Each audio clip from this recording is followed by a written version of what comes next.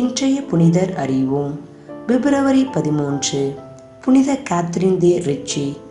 உத்தரிக்கிற நிலையில் இருக்கிற ஆன்மாக்கள் வேதனை குறைந்து விண்ணகம் செல்ல தொடர்ந்து ஒருத்தல் முயற்சிகள் செய்ததுடன் கழுத்தில் இரும்பு சங்கிலி அணிந்து ஜெபித்தவர்தான் புனித கேத்ரின் தே ரிச்சி. இவர் 1522 ஏப்ரல் 23 அன்று இத்தாலி நாட்டில் ஃபிளாரன்ஸ் நகர் அருகில் ரொமோலா என்னுமிடத்தில் பிறந்தவர்.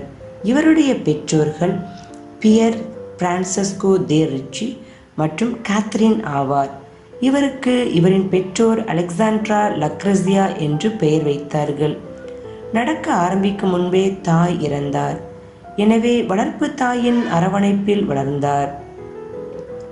சிறு வயது முதலே ஜெபம் செய்வதில் அதிக விருப்பம் கொண்டிருந்த அலெக்சாண்ட்ரா தெய்வ குழந்தை போலவே வாழ்ந்தார். இதை அறிந்த வளர்ப்பு தாய் இன்னும் அதிக அக்கறை எடுத்துக்கொண்டு அலெக்சாண்ட்ராய் வளர்த்தார். 13 வயது நடந்தபோது வீட்டிற்கு அருகில் இருந்த துறவு மடத்தில் இவருடைய தந்தை இவரை கொண்டு போய் விட்டார். அந்த மடத்தில் அலெக்சாண்ட்ராவின் அத்தை அருட்சகோதரியாக இருந்தார். மடத்தில் கல்வி கற்று கொண்டிருந்த போது இறைவன் தன்னை மேலான பணிக்கு முன்குறித்துள்ளார் என்பதை அறிந்து 14ஆம் வயதில் புனித வின்சென்டின் சாமிநாதர் மடத்தில் சேர்ந்தார்.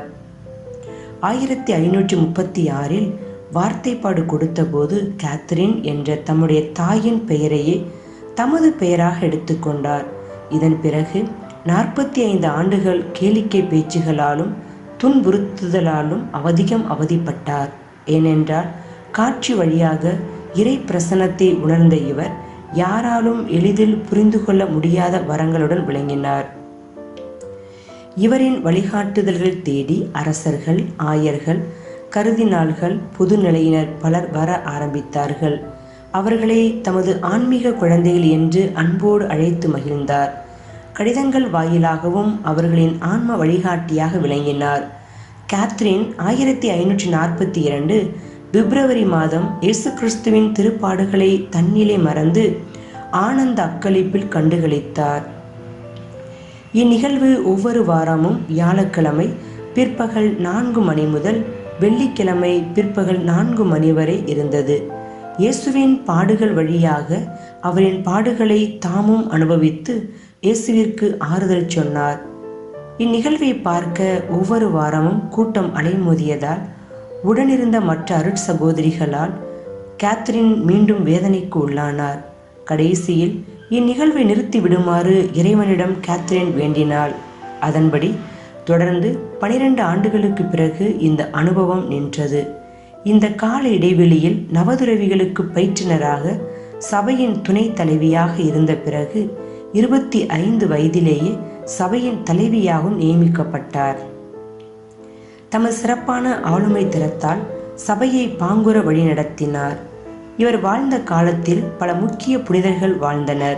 அவர்களுள் பிலிப்பு நேரி மற்றும் மக்தலன் தே பாஸை இருவரிடமும் நேரில் இல்லாமலேயே காட்சி வழியாக முகமுகமாய் பேசி ஆன்மீக அருளை பகிர்ந்தார். உத்தரிக்கிற நிலையில் இருக்கிற ஆன்மாக்கள் விண்ணகம் சேர தொடர்ந்து ஜெபித்தார். கேத்ரின் நோயுற்று 1590 பிப்ரவரி 1 இறந்தார். திருத்தந்தை 12ஆம் கிளெமெண்ட் 1732 அருளாளராக அறிவித்தார். திருத்தந்தை 14ஆம் ஆசீர்வாதப்பர் 1746 இவரை புனித நிலைக்கு உயர்த்தினார். இன்றைய புனிதரிடம் கற்போம். குழந்தைகளின் உண்மையான எதிர்நோக்குகளை உணர்ந்து அதனை மெருகூட்ட வளர்ப்பு பெற்றோர் உழைக்கும் போது இறைவன் வரைந்த ஓவியமாக குழந்தைகள் வளர்ந்து விடுகிறார்கள்.